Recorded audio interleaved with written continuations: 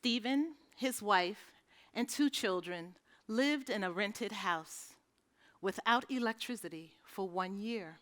They decided that paying the rent was the priority and that their daughter's milk would be stored in the cooler with ice. Eveline worked at a local cemetery, digging graves. Her big break was gonna come because a promotion was posted. She applied and was declined because she did not have a high school diploma. Mariah functioned in a depressed state, taking care of her asthmatic son. She wanted to finish high school and start her career, but an obstacle was at every turn. Patricia was the victim of domestic violence. She worked at a company for 10 years. A promotional opportunity became available. She applied and was declined because she did not have a high school diploma. Saressa worked at an international organization in a full-time temporary role. The full-time permanent role became available. Everyone around her told her to apply. She did, and she was declined because she did not have a high school diploma. Stephen, Eveline, Mariah, Patricia, Saressa, and many more are seeking their chance, and the answer is often no. Hopelessness is their daily reality. Often, the media decides what the definition of the social condition is. And the social condition that they face is called poverty. And often the media headlines about people facing poverty suggest that they are lazy, that they don't want to work, that they're cheating the system, that they're criminal, that they're on drugs, that they have too many babies, and that they're less than. So let's talk real talk about people facing poverty. Why did Stephen choose to live without electricity with 2 small children? No one would give him a full-time job. He worked many part-time jobs at minimum wage. He walked to work some days to save money. He bought ice once a week for the cooler, and he never stopped looking for a full-time position so he could start his career. Why did Eveline not finish high school and work at a local cemetery? Learning was hard. In 9th grade, she dropped out because she found out that she was not going to be promoted to 10th grade. Her family did not help her, and no teacher helped her. So she decided that the system thought of her as invisible. So she went out to learn a trade, and she discovered that she liked working outside with her hands. Did Eveline really need a high school diploma to supervise grave digging? Mariah. Why didn't Mariah finish high school? She had a baby when she was young. She had to move out the family house. She had to get a place of her own. Going back to high school meant that she needed childcare, and with no income, she had to wait for a free slot. A free slot did become available, and she enrolled in a GED class at the local community college. The free childcare's close time was 2 o'clock, so she tried. But it was an impossible feat because the class schedule did not coincide with the bus schedule, and the bus schedule didn't coincide with a 2 o'clock close time for free pre-K. I don't tell you these stories because I'm making excuses or actually offering an explanation for why people live in poverty. I learned these stories and these people because I did some research. about what social condition was facing our community that we needed to address. And that social condition is poverty. I identified that 20% of the citizens in our community, which equates to 57,000 people, live in persistent poverty. It is a crisis. And the status quo is causing this to continue to be true, and is continuing to cause these stories to happen every day. In my former career as a senior vice president at American Express, I was often faced with challenges, big and small business issues, which required that I had the audacity and courage to change a business model in order to improve long-term performance. In my current role as a social impact leader at United Way, I use the same business principles that I learned in my corporate life. And those business principles suggest that something needs to change. And so at United Way, we agreed 5 years ago, our staff and our board, that poverty was a crisis that needed our focused attention. And in focusing our attention, it meant that we had one single issue that we were going to pay attention to. And that single issue was poverty, which meant that we needed to, A, stop doing things that were not addressing poverty. 2, we had to go out and learn best practices from around the country. And 3, we needed to figure out what would work here. I often lead teams around solutions. And so, as an example, if the roof were leaking, where would you place the bucket? Under the leak is the frequent and correct response. And if the bucket got filled with water, but the leak was still happening, then what? Do you grab the bucket, dump it, and run back? Not. A better answer would be, how about we have another bucket close by? So that when one bucket gets filled up, we then have another bucket close by to catch the water so no water falls to the floor. So what do buckets and leaks have to do with poverty, you ask?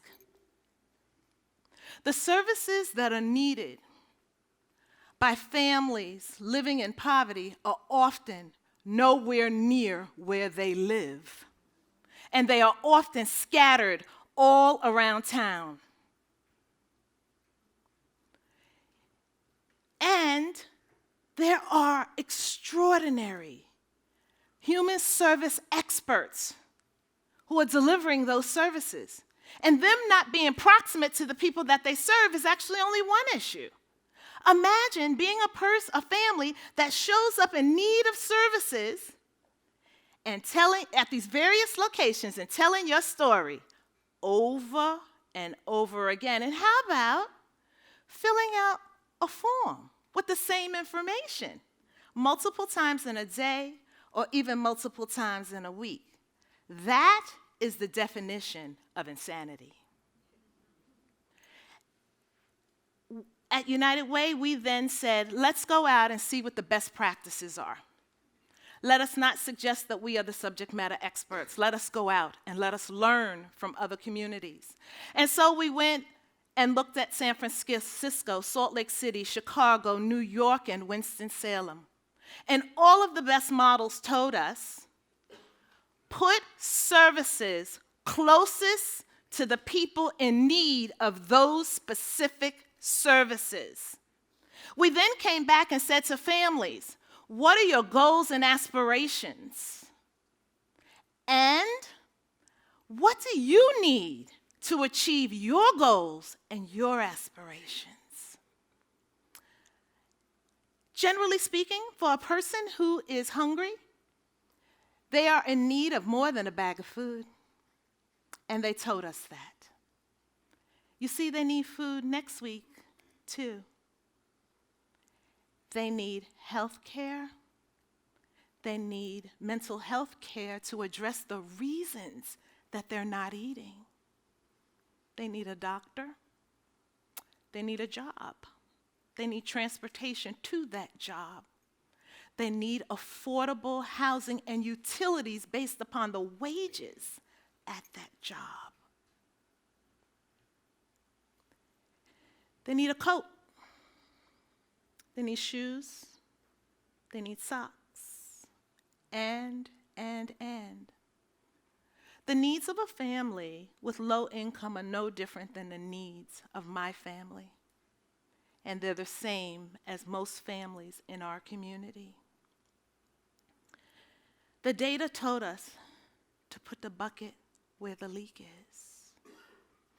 And so we collaborated with families and said, let's find solutions together. Let's collaborate together. And we said, let's find the spot. The spot where the need was great. Up to a 33% dropout rate, up to a 35% unemployment rate, low wages, food insecurity, 20% adult poverty, 25% child poverty.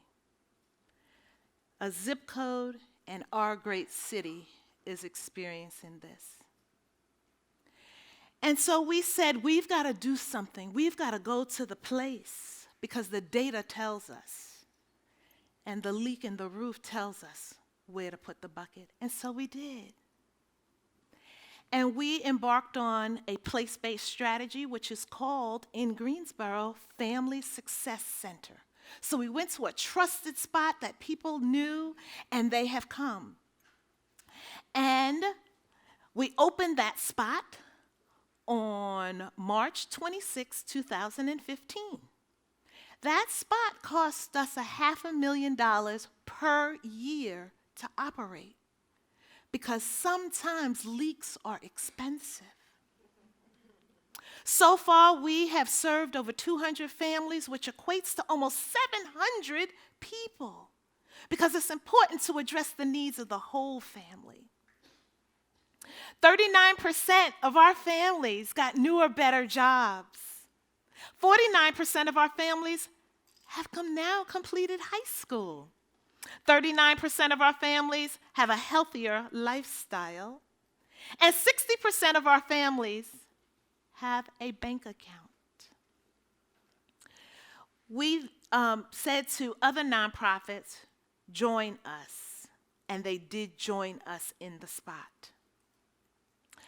And the principles that we're applying with all the nonprofits coming together are fourfold that we learned. 2 generations speak to all members of the household. It's place-based. It's in the spot closest to the need. It's one-stop shopping. It's long-term case management. When we get that right, it's important to then have our 4 pillars. And our 4 pillars are education. Why education? Because the first 2,000 days of a child's life, their brain development sets them on the trajectory for the rest of their life. And why educate adults? Because employers expect them to be educated. And we want them to be their child's first role model. Health and wellness, why? Because sick adults don't go to work and sick children can't learn. Financial literacy, why? Because when the income starts coming in, you need to have a plan, and we just heard about a retirement plan. Job readiness, the ABCs of employment are really important. A job. B, better job. C, career. And we've been able to do that. I will tell you that there is still a lot to be done. This represents the concentric circles that exist, where everyone has come together. And as a result of coming together, we are making sure that Families do not fall through the cracks. Families feel like there is a place to go in their community. We're not done.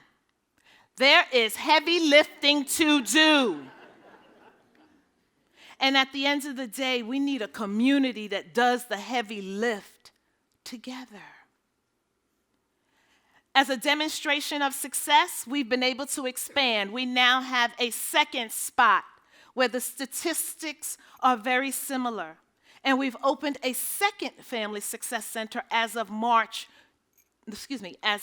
November 2018. So we are making progress. Our goal is to have 4 in our community within the next couple of years.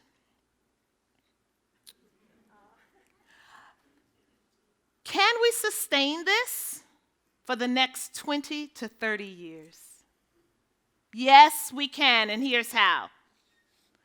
First, we have to have agreement that we as a community believe that ending poverty is something we can do together because it benefits us all. 2, we've got to restructure. We've got to restructure how we deliver health and human services. From one service at a time to bundling them and sequencing them in a logical way so that families succeed on a path out of poverty. And third, and certainly not least, equity. Equitable distribution of the resources and the jobs that we have in our community.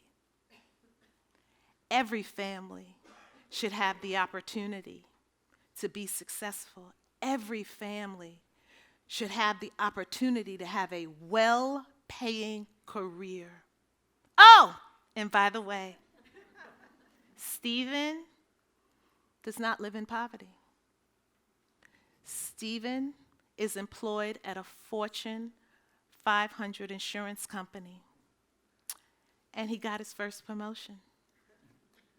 Eveline already passed 2 parts of the GED and is studying hard for the second 2 parts. Mariah graduated with her GED, is now got her CNA certification, is a certified yoga instructor, and works at our local hospital in the cardiac unit. Patricia got her GED and now works for the school system. And Saressa got her GED, got married, bought a house, and is working. Together, we can make a difference. My bucket is a simple solution to a complex leak in the roof. I go to work every day at United Way because I believe that every child deserves the opportunity to reach their full potential, and every parent associated with that child deserves the opportunity to be successful. And if we integrate services and if we make it a priority, not only can we fix the roof, but we can bring hope where hope is needed in our community, and we can actually be the first southeastern city to end poverty. Thank you.